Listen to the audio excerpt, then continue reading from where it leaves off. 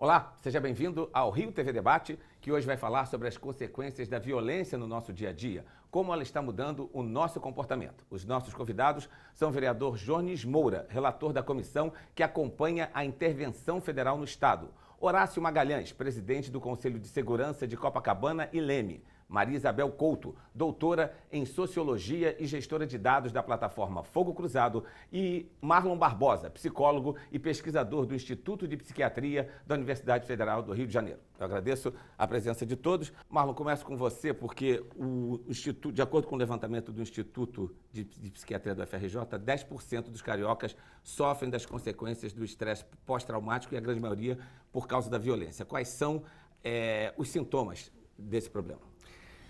Primeiramente, agradeço a oportunidade de estar aqui. E o transtorno de estresse pós-traumático, a gente trabalha com uma população que é relacionada à violência urbana, né? O TEPT, que é uma sigla do transtorno, também pode ser ocasionada por outros fatores, mas nosso foco é a violência urbana. Então, o que acontece? É muito comum as pessoas passarem por terem esse transtorno e não procurarem ajuda. Você perguntou sobre os sintomas. Geralmente as pessoas têm insônia, as pessoas têm uma hiperestimulação autonômica, né, da ansiedade muito forte, a taquicardia, hipervigilância. Às vezes a pessoa é hipersensível a alguns estímulos assim, atencionais, por exemplo. Às vezes uma coisa simples dá um susto muito grande na pessoa. Então a pessoa fica... Também tem o sintoma da pessoa ficar revivendo o trauma em si, né? Ficar lembrando e sentindo as mesmas coisas que sentiram no momento do trauma. E então acaba sendo um transtorno muito incapacitante mesmo. E é crônico e grave. E qual a relação que se pode fazer desses sintomas com a violência? Realmente pode-se notar que as pessoas ficaram ou passaram a ter isso, sentir esses sintomas por causa da violência? Quando as pessoas passam por um evento estressor desse, é comum a pessoa ficar mais fragilizada com isso. Só que o que acontece é que nem todo mundo que passa por um evento desse acaba desenvolvendo o TEPT. A gente tem um tempo de um mês, mais ou menos, que é muito comum a pessoa, por exemplo, sofrer um assalto, alguma coisa do tipo, ficar durante um mês muito alerta, com insônia, com todos os sintomas de TEPT, mas dentro desse tempo, a gente classifica como um estresse agudo só. Nem todo mundo passa de 4 meses ainda tendo esses sintomas, né? Horácio, você é presidente de uma associação de moradores de um bairro que é o mais movimentado, o mais procurado do Rio de Janeiro, até porque é um bairro muito turístico. Como é que você sente esses reflexos da violência entre os moradores e também entre os turistas? A gente já percebe que essa questão da violência, ela já está mudando a forma das pessoas se posicionarem, né? Nós temos verificado que a vida noturna do bairro tem havido um declínio, né? E até por conta dessa gravação, eu tive a preocupação nesse final de semana de sair e dar uma olhada na vida do bairro e nós estamos vendo que depois das 22 horas as ruas têm ficado desertas. As pessoas têm se recolhido mais cedo, né? E ainda mais se levando em consideração que o bairro tem uma grande concentração de idosos, em torno de 30% dos moradores do bairro têm acima de 60 anos, então realmente a cautela ainda é maior nessa faixa de idade, né? Que são os mais vulneráveis. Então realmente essa questão da violência, né? Da sensação de segurança, isso vem refletindo sim na vida das pessoas. As pessoas têm realmente evitado de procurar sair à noite e têm procurado sair só realmente quando necessário. Mas as pessoas dizem que é realmente por causa da violência? Porque também tem uma crise financeira muito grande, uma crise econômica muito grande. Não, sem dúvida, existe o aspecto financeiro da crise econômica, mas também a reunião do Conselho Comunitário de Segurança lá do bairro, que eu presido, é à noite. Então, às vezes, a gente recebe relatos de pessoas, principalmente pessoal de idade, falando que assim, eu gostaria de ir muito na reunião, mas eu fico um pouco preocupado de depois voltar à tarde, que a reunião acaba 8 horas, 8 e meia. Eu fico preocupado de depois voltar à tarde e voltar sozinha na rua. Então, as pessoas relatam isso. Eu gostei muito de ir na reunião, mas não vou porque é de noite e tal. Então, espontaneamente as pessoas falam isso, entendeu? Então, a gente já percebeu que realmente essa questão da violência, da sensação de segurança, ela acaba refletindo isso no dia a dia das pessoas.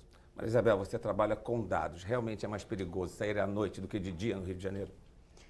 Olha, na verdade, o que a gente vê na plataforma de dados de fogo cruzado é que a maior incidência dos tiroteios muitas vezes é pela manhã, não é nem pela noite, bem no início da manhã, porque justamente é o horário que se fazem muitas operações policiais que terminam muitas vezes em troca de tiros. Como é que é essa coleta de dados? Como é que é o trabalho de vocês na plataforma Fogo Cruzado, que já está sendo, inclusive, usado pelas televisões, pelo jornalismo, de uma maneira geral, como base para fazer muitas reportagens? A gente tem algumas fontes de informação. Uma delas é o engajamento dos nossos próprios usuários, né, que reportam eventos de disparos de arma de fogo na nossa plataforma.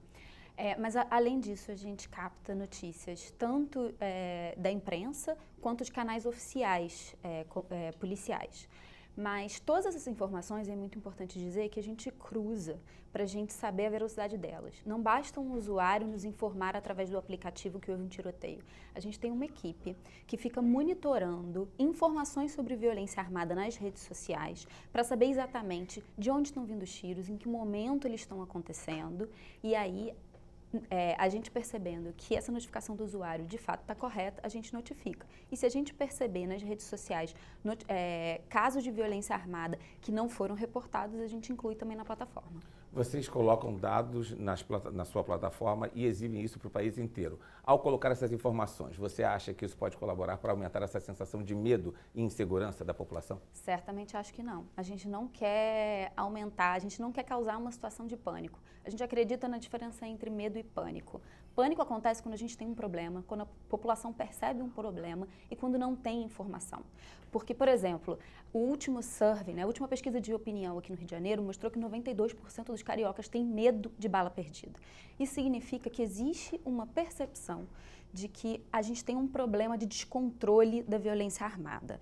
Se a gente só tem isso e a gente não tem informações de onde estão acontecendo esses tiroteios, em que dias, em que horários estão acontecendo esses tiroteios, a gente causa ondas de pânico. Quando a gente dá informação, a gente permite que o poder público consiga qualificar melhor as suas ações para controlar essa violência armada, e a gente diz para a população o que está e o que não está acontecendo. Por exemplo, Copacabana é um problema.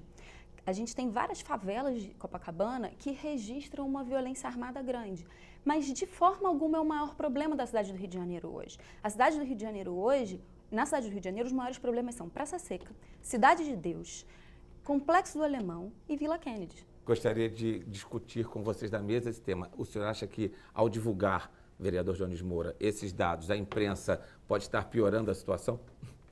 Olha, Renato, primeiramente, deixa eu aqui parabenizar seu programa. É sempre um prazer participar aqui do Rio TV Debate e cumprimentar aí todos os que acompanham esse programa e compartilham também nas redes sociais.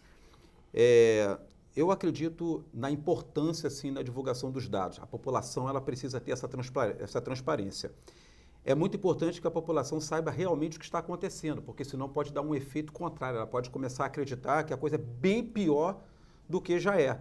Aí a gente vai ter um problema muito maior do que o que já está acontecendo. Nós estamos aqui, né, Renato, debatendo um tema que está preocupando todas as esferas de governo, de parlamentos e da própria sociedade, que é justamente a questão do comportamento da sociedade em relação a toda essa violência aí. E nos preocupa, porque quando a violência aumenta, ela muda a rotina da sociedade no sentido de que ela começa a desacreditar nas leis. Então, se existe lei, Código Penal, aquilo ali passa a ser banal, porque ele acredita na impunidade, que as leis não servem para nada, ou que o Código Penal tem que ser todo ele refeito e aumentar essa questão. E quando a sociedade percebe que as leis são ignoradas ou não são cumpridas, elas entram num processo de frustração.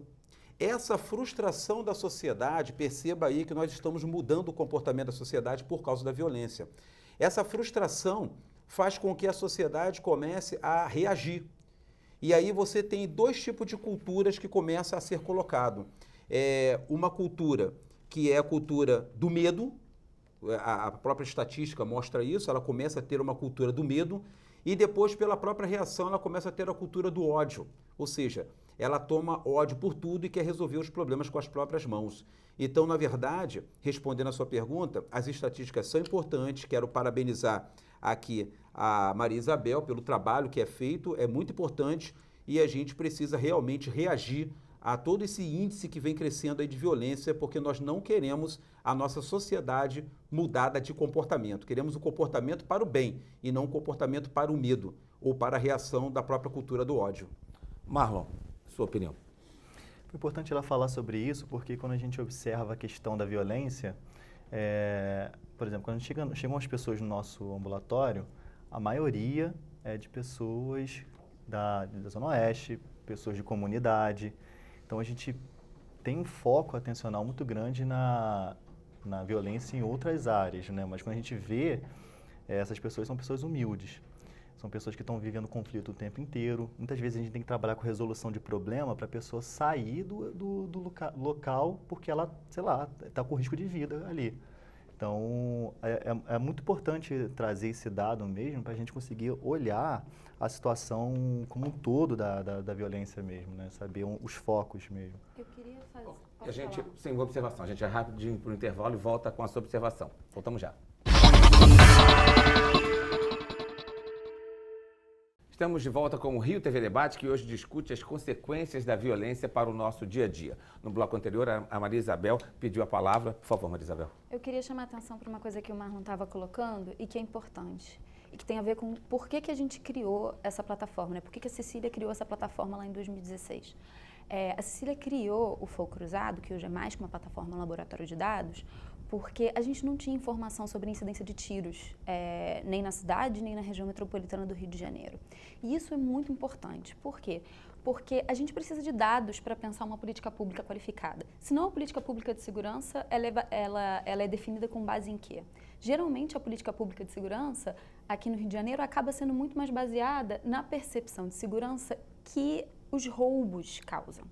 Geralmente, quando a gente aumenta muito a incidência de roubos, a gente desloca o policiamento para aquela área para tentar reduzir a incidência de roubos. Só que aí a gente tem um problema. Um dos nossos maiores problemas é a violência letal. É garantir o direito à vida das pessoas. E é por isso que a gente decidiu mapear essa incidência de armas de fogo. Por quê? Porque a principal forma com que se tira a vida das pessoas, no Brasil, não é só no Rio de Janeiro, é por arma de fogo. E a gente não tinha informação sobre tiroteios. E em tiroteios, muitas vezes no Rio de Janeiro não morre ninguém, mas muitas vezes morre. E sempre que existe um tiroteio, está colocada a possibilidade de que alguém morra. Então, a gente criou essa plataforma justamente para poder dizer ao poder público: aqui está a maior incidência de tiroteios. Aqui está um problema grave para a garantia da vida, para a garantia da circulação das pessoas.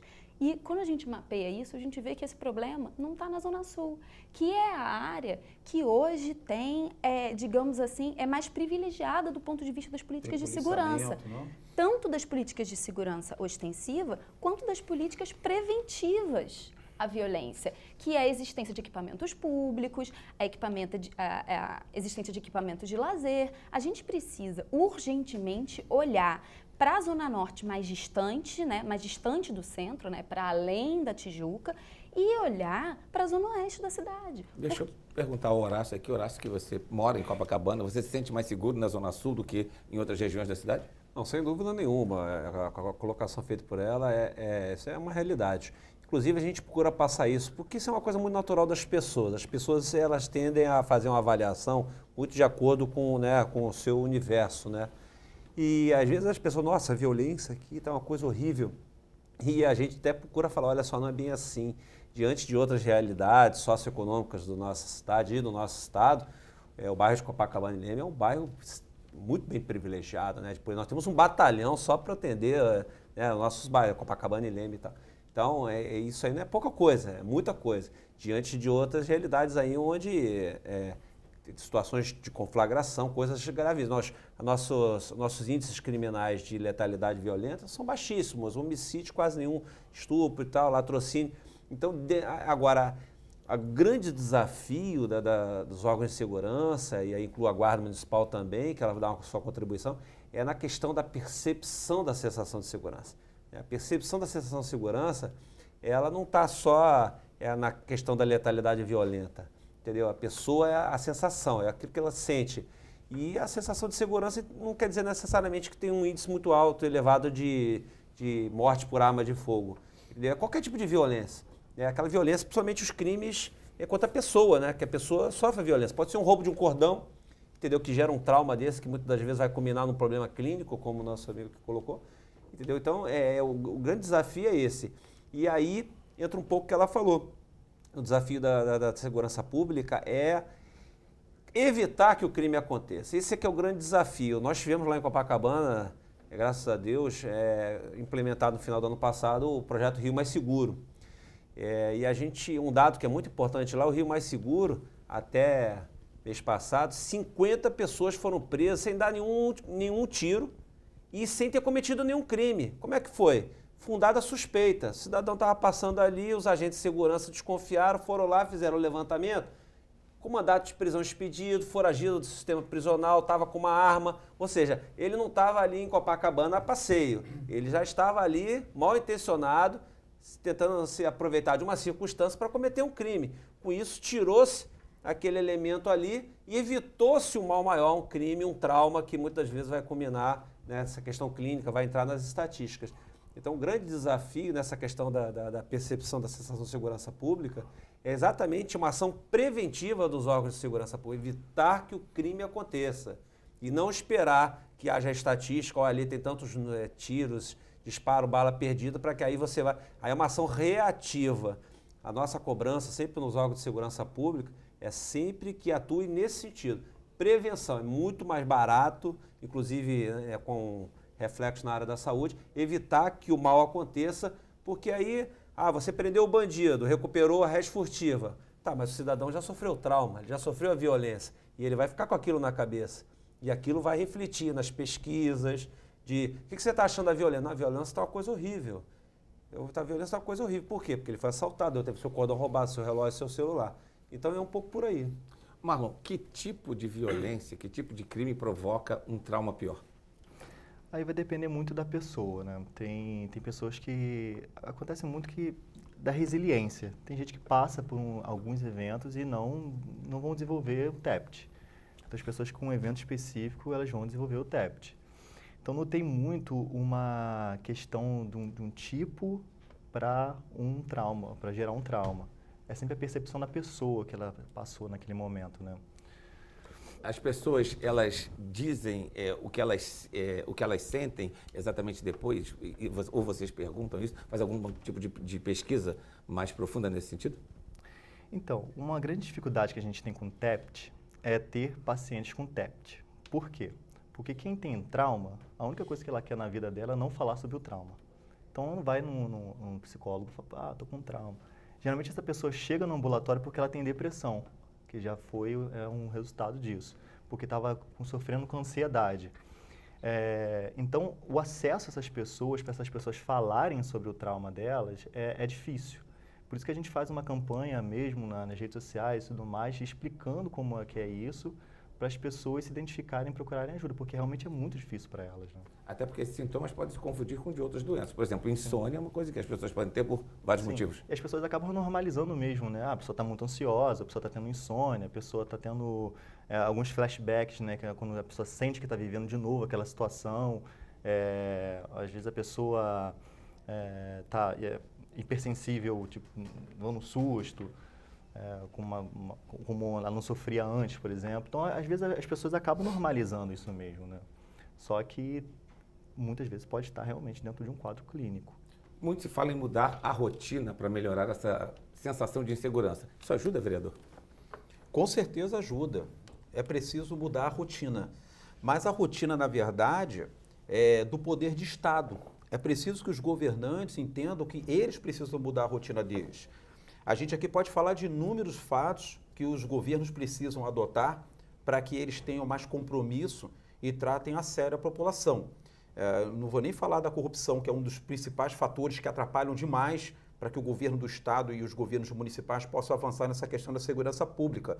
Mas é preciso que haja ação, é preciso que haja uma ação imediata e atitude dos nossos governantes para que foi falado aqui muito bem da questão das políticas públicas de segurança pública e foi falado muito bem também na questão da prevenção, da sensação de segurança, e essas questões todas elas partem do poder de Estado, dos nossos governantes.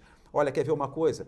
Quando a gente está dizendo aqui que a população hoje está mudando a sua rotina, está mudando a sua cultura, está se transformando numa cultura do medo, e ela precisa vencer isso, a gente precisa falar aqui da sensação de segurança.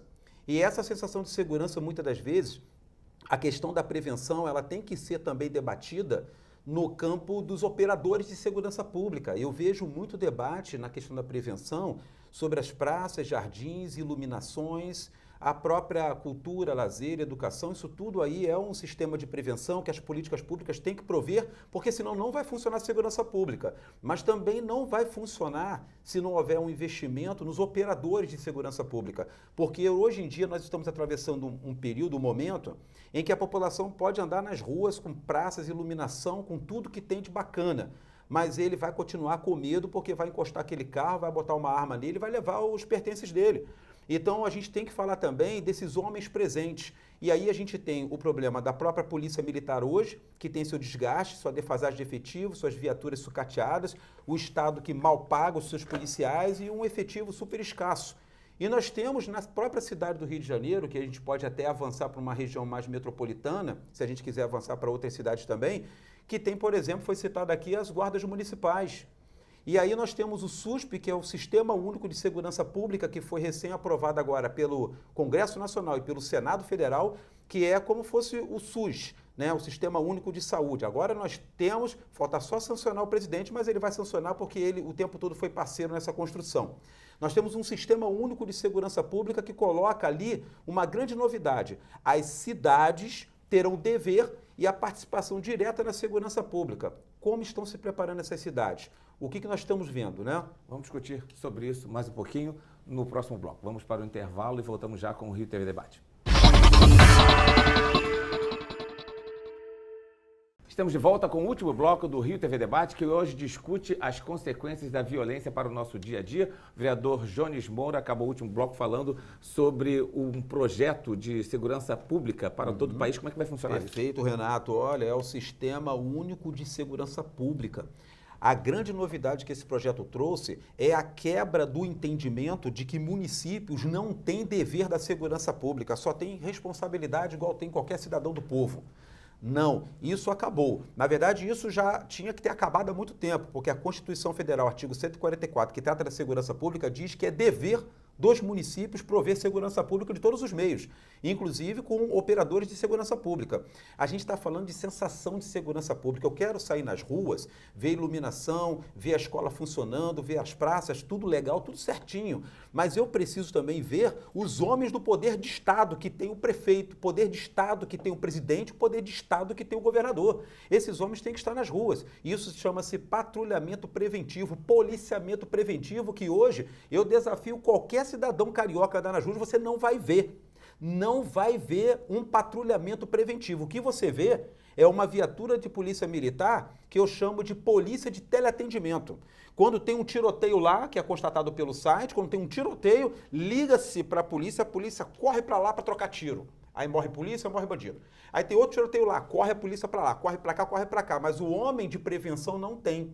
E as leis federais, por exemplo, a Lei Federal 13022 de 2014, ela diz que o município tem o dever de fazer segurança pública preventiva. Nesse sentido aí, de homens presentes. Ele responsabiliza direto a Guarda Municipal. Essa guarda aí, que inclusive na cidade do Rio de Janeiro é desarmada, a violência está do jeito que está, e em São Paulo está dando show. 90% das cidades do estado de São Paulo são as guardas municipais armadas, atuando direto na segurança pública, e é hoje um dos estados mais seguros que tem no Brasil. E já foi pior. O senhor tem um projeto sobre o armamento da Guarda Municipal. Em que pé está essa tramitação na Câmara? Está indo muito bem. Nós começamos o nosso mandato em fevereiro, 15 de fevereiro, após o recesso de 2017. Quando nós começamos, nós tínhamos 51 vereadores, 50 vereadores contra, porque há muita cultura de dizer que o que mata é o equipamento, né? A arma mata as pessoas. Mas a gente conseguiu, através dos debates, de audiências públicas e debate público, mostrar que não é o equipamento, é quem usa o equipamento. As armas é muito bom na mão da polícia, do exército, da guarda municipal, mas ela é muito ruim na mão dos bandidos. Maria Isabel pediu. Eu queria, né, que se eu me permitisse discordar Claro. de você. Nós do Fogo Cruzado somos contra o armamento da Guarda Municipal. Na verdade, as pesquisas que a gente faz com os nossos dados e com dados do ISP apontam para a gente que um aumento da ostensividade nem sempre é produtivo. É claro, eu não sou maluca de dizer que a gente não precisa de patrulhamento nas ruas, que a gente não precisa de policiamento ostensivo nas ruas. É óbvio que a gente precisa. Crime, mesmo na sociedade mais avançada do mundo, vai sempre acontecer. Faz parte, né? Eu sou socióloga, a gente acredita que isso faz parte, né? Durkheim já dizia isso. Faz parte da natureza humana desviar.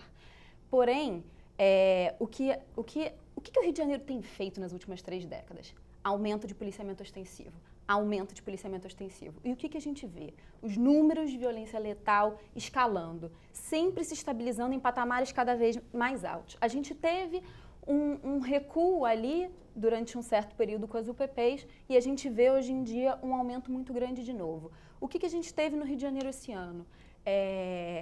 O decreto da intervenção federal com caráter militarizado. O que essa intervenção conseguiu, o que essa intervenção logrou alcançar até agora? Um aumento dos disparos de arma de fogo na cidade e um aumento estável, digamos assim, um leve aumento na quantidade de mortes, mas de forma nenhuma uma redução. Maria Isabel, só permite um adendo, até para a gente poder debater. Eu, desculpa, em talvez 5 anos eu não tenho visto contratação de homens da segurança pública.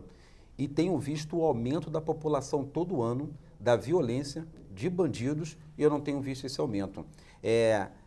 Talvez, quando a gente fala de armar a Guarda Municipal, ela, claro que tem que vir acompanhada de um treinamento e capacitação.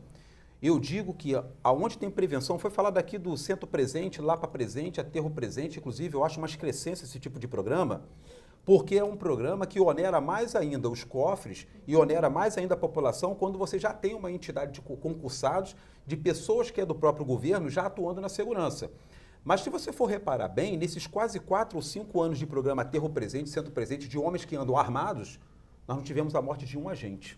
Nós não tivemos um disparo, tivemos um caso em 5 anos ou 2, mas nós não tivemos esse tiroteio que se imagina, e nem morte de bandidos. Porque eu estou falando aqui de homens armados fazendo prevenção. A gente carece disso, a gente não conhece isso no estado do Rio de Janeiro.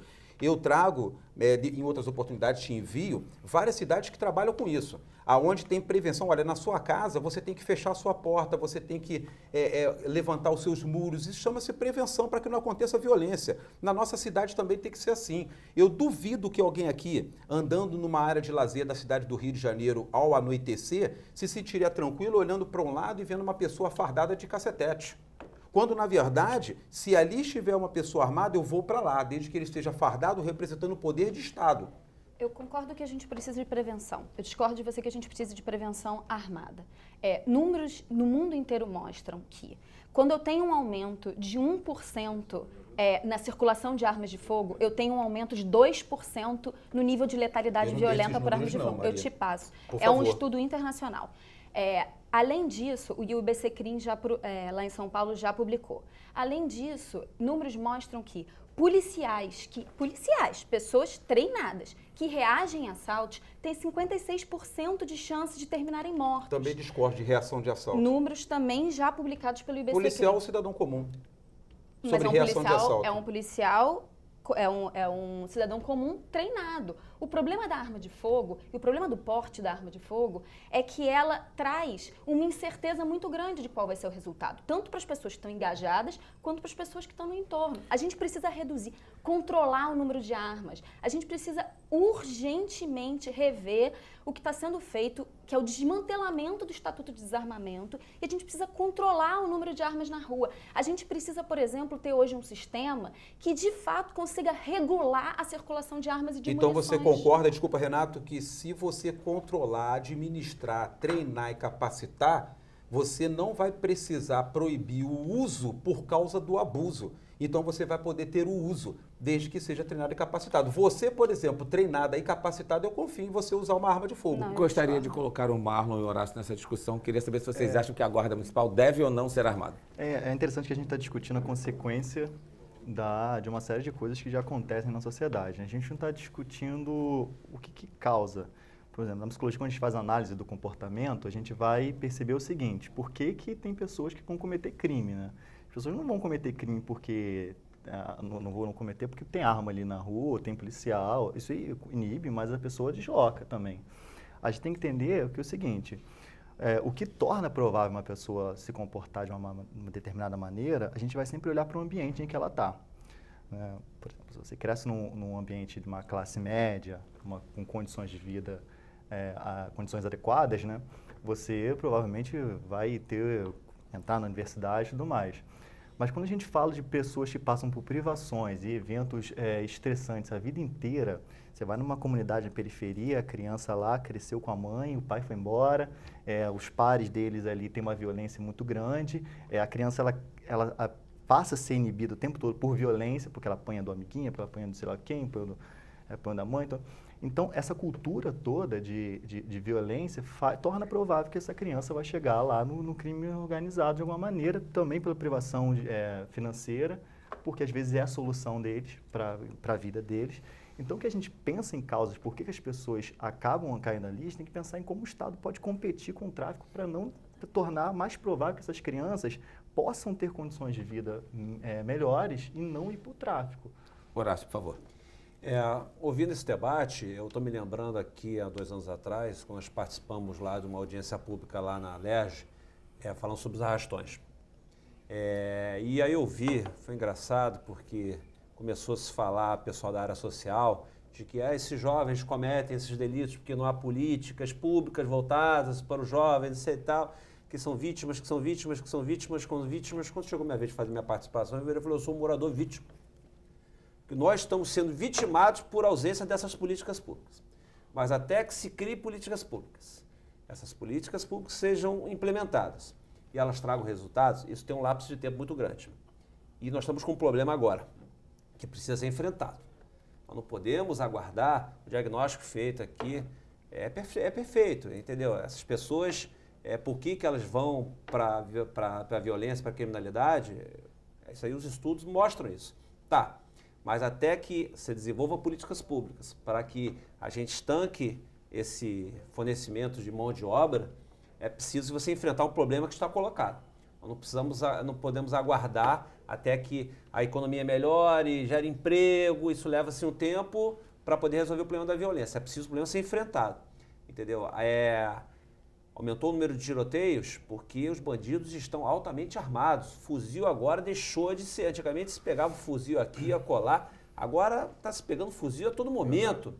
Lá em Copacabana nós tivemos um episódio um mês atrás onde o cidadão foi lá no estabelecimento com fuzil. Entendeu? Graças a Deus foi um episódio. São armas clandestinas que vêm de fora. Então, mas aí como é que se faz? Não se enfrenta. Então é preciso ser enfrentado isso. Então a questão da Guarda Municipal, de armamento da Guarda Municipal, e necessariamente tem que haver um enfrentamento, porque a violência está colocada, você precisa enfrentar, você não pode deixar isso correr frouxo até que se desenvolva essas políticas, né, para estancar essa questão social. É preciso enfrentar. E no enfrentamento, inevitavelmente, há confrontos. Entendeu? Agora, esses confrontos precisam ser minimizados e mitigados. Eu vejo que a Guarda Municipal pode contribuir, sim, principalmente no aspecto preventivo. Na questão do armamento da Guarda, eu me preocupo com a questão da formação. Porque hoje eu sou um crítico, por exemplo, que governos anteriores, para poder aumentar o número de policiais na rua, reduziu a carga horária de formação do policial militar. Então, até o pessoal no meio militar chama que é policial miojo, fica pronto rapidamente, porque há uma necessidade de você aumentar o contingente. Mas aí, necessariamente, isso não reflete em qualidade. E aí, a gente fica preocupado com a qualidade daquele agente público que está servindo a população lá na ponta, lá na rua, na esquina. Entendeu? E essa que é a nossa preocupação, porque aí você tem um policial mal formado, mal orientado, e com a Guarda Municipal, nessa questão do armamento, a gente fica um pouco preocupado nesse aspecto, porque a gente percebe que tem grupos da Guarda que são muito bem treinados. O GTM é muito bem treinado, que é chamado os elites da Guarda, o GOI, inclusive você vê diferenças dentro de grupos dentro da Guarda, tem grupos lá que são muito qualificados. Eu vejo que de repente armar a GTM, armar o GOI, eu acho que sim, porque a gente percebe que eles têm uma formação muito mais rígida e consistente do que aquele agente da inspetoria que atua ali na área. Armar aquele ali, eu acho que pode não ser uma boa, mas os chamados grupos de elite, eu acho que pode contribuir. No momento não, mas com treinamento, né? Eu vou ter que interromper vocês, porque a gente está chegando ao final do nosso debate, infelizmente, e eu preciso da consideração final de cada um de vocês. Começo com você, Maria Isabel. Bom, finalizar, né, dizendo que o Fogo Cruzado não acredita na multiplicação de armamentos e não acredita em mais armamentos como solução para reduzir os armamentos. O que a gente vê é um aumento da incidência de tiroteios na cidade, na região metropolitana do Rio de Janeiro, e a gente acredita que controle das armas de fogo, entender de onde elas estão vindo, como que elas estão chegando, que inclusive muitas vezes saem das mãos do poder público, como por exemplo, aparentemente, as armas que mataram a Marielle. A gente precisa pensar no controle dessas armas, no controle de munição, na redução de armamentos na rua, em policiamento investigativo, que tire da rua homicidas, e a gente precisa pensar em políticas de prevenção, que faça com que a gente não perca os nossos jovens para o crime organizado. Essa é a fórmula de sucesso que o Fogo Cruzado acredita, tanto no curto, quanto no médio, quanto no longo prazo. Vereador Jones Moura, por favor. Sensação de segurança a sociedade precisa ter. Ela precisa de um conjunto de ações do poder de Estado. É preciso que as praças sejam iluminadas, que tenham praça, que tenham lazer, que tenham cultura, que tenha principalmente educação. E que a segurança pública seja trabalhada na sua forma de tecnologia. É preciso que seja avançado estudos nesse sentido, mas também tem que ser trabalhados os operadores de segurança pública. É preciso que a população veja os operadores de segurança pública nas ruas, atuando na prevenção de crime. Eu não posso chamar a polícia quando o crime aconteceu, eu preciso ter a polícia no meu dia a dia, uma polícia de aproximação, uma polícia cidadã, uma polícia do dia a dia. Eu sou extremamente contra a arma de fogo nas mãos dos bandidos e sou inteiramente a favor de arma de fogo nas mãos da segurança pública, do poder revestido de Estado. Esse é bem treinado, capacitado, eu confio. Se estiver nas ruas, eu concordo. E a discussão que está tendo no Congresso para a derrubada do Estatuto do Desarmamento, eu também aciono as bancadas, participo das reuniões e sou a favor. É preciso derrotar o Estatuto do Desarmamento e dar o direito da população de se defender, desde que hajam diretrizes de capacitação, de treinamento, e aí sim a gente consegue começar a pensar em estabelecer uma sensação de segurança em todos os sentidos. É um pacote, não é só uma ação. E nesse pacote todo mundo tem que fazer a sua parte. Marlon Barbosa. Queria fazer as considerações finais agora em duas frentes, né? Primeiro, concordando com a equipe do Fogo Cruzado, que realmente não tem como a gente só pensar nessas políticas de armamento e tudo mais, senão a gente vai acabar continuando uma política de policiamento, nem de policiamento, de combate a uma população específica da sociedade, que é realmente uma população mais pobre, e isso vai cada vez mais fazendo essa bola de neve aí. Então, acredito em outra frente para isso também, que se a gente não competir com o tráfico para recuperar esses jovens, a gente vai viver essa violência, e ninguém quer viver essa violência. E também quero divulgar o nosso trabalho lá no ambulatório, dizer para as pessoas que, se elas se identificarem com algumas coisas que foram ditas aqui, que elas podem procurar nossa equipe. O tratamento ele é tanto com psicólogos quanto psiquiatras e o tratamento é gratuito. Então, gostaria de divulgar e abrir o espaço para que essas pessoas possam buscar a gente. Horácio Magalhães. Em primeiro lugar, gostaria de agradecer o convite para participar aqui da ITV Câmara. Eu acho que esses debates são importantes para mostrar que o problema é multifacetado, né? O pessoal da área social aqui levantou uma questão, que é a questão da tragédia social que existe no nosso país. Falta de políticas públicas, falta de desenvolvimento econômico, que acaba gerando toda empurrando segmentos da população para a criminalidade. Esse é um fato, é um diagnóstico, é inequívoco, tem estudos enormes aí substanciando isso.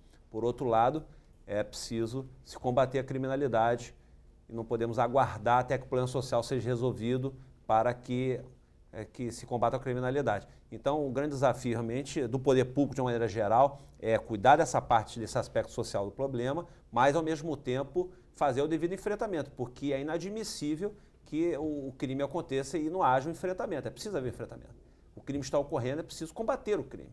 Não pode ser tolerante com o crime, sob pena de a gente cair na barbárie, né? Nós tivemos aí episódios no nosso país aqui onde teve greve da polícia, onde ficou inviável a vida das pessoas, né? A vida social das pessoas, ir ao colégio, fazer aquelas atividades normais do dia a dia, ficaram comprometidas. Isso mostrou a importância de que é preciso haver o enfrentamento. Então, eu acho que foi positivo o debate aqui para mostrar que são duas faces da mesma moeda.